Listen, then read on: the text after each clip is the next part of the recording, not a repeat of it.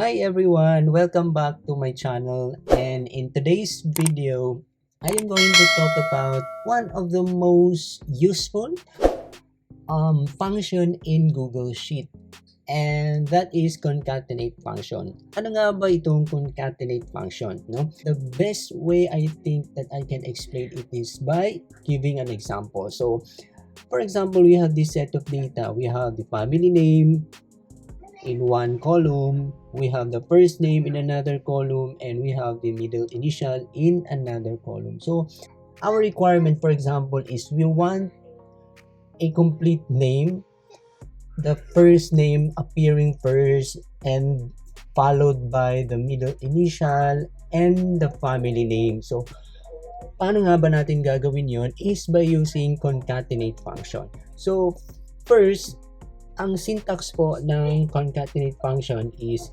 equal concatenate open parenthesis string 1, that is a cell, string 2,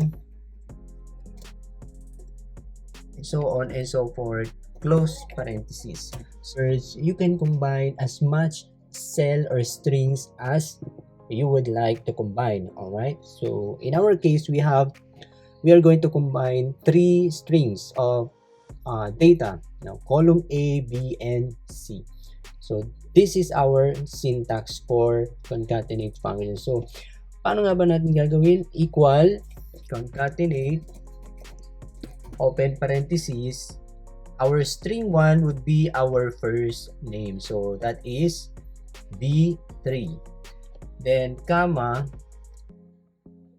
our middle initial, then comma our family name, close parenthesis, enter. Alright. So, ganyan lang po kadali yung concatenate function. Napagsama natin yung first name, middle initial, family name from different strings of data into one cell. Okay? Pero ang problem natin dito, of course, we don't want this kind of format to appear in the result. What we want is dapat meron siyang spaces in between after the first name, the middle initial. So yes baby.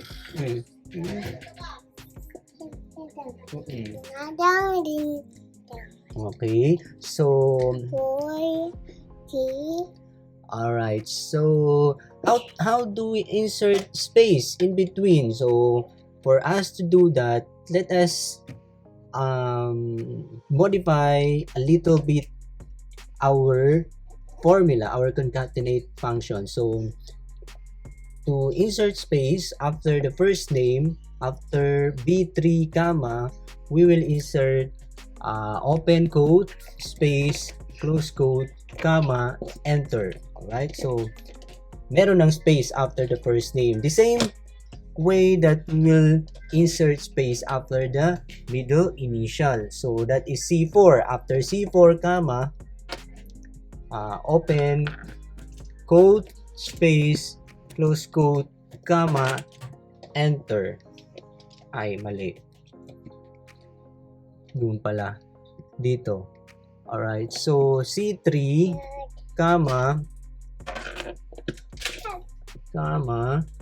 open quote space close quote comma enter. Oh, di ba? So meron ng space after the middle initial. All right? So we will just copy that by dragging it down until row 12. All right. So ayun. Okay, so meron na tayong complete name separated by spaces. Okay? Pero may problema pa tayong isa dahil hindi naman natin usually naman ang full name, lalo na after the middle initial ay may period. So the same way, we will insert period after the middle initial. So after C3 here, comma, open quote, period, close quote, comma, enter. Alright, so meron ng period after the middle initial and we will copy that all the way down. Alright. But we have here another problem.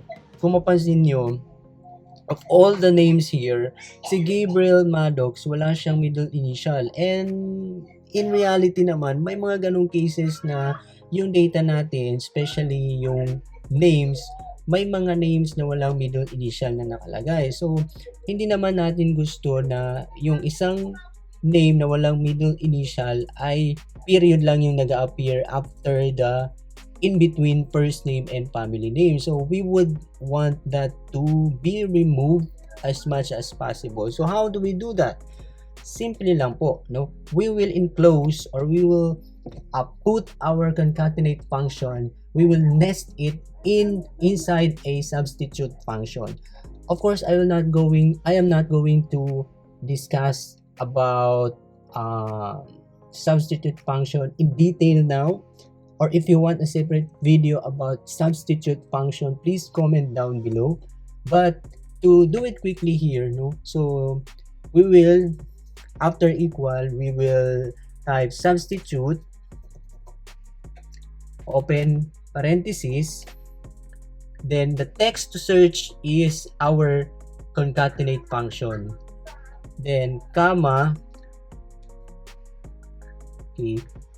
What we are going to search for is the space period. Alright, comma, and then replace it with just a single space. Comma, then false.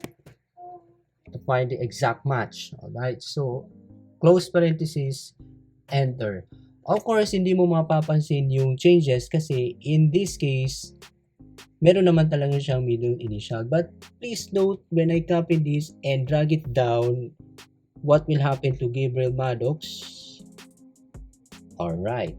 Tingnan mo. So, nawala yung period kasi wala naman siyang middle initial. So, tama lang na hindi tayo mag-insert ng period kapag wala naman siyang middle initial. Okay, so ganyan lang po kadali yung concatenate function. I hope you have learned something new or something in this short video.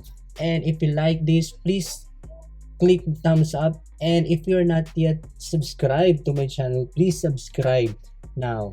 Okay, so thank you very much for watching and have a good day, everyone.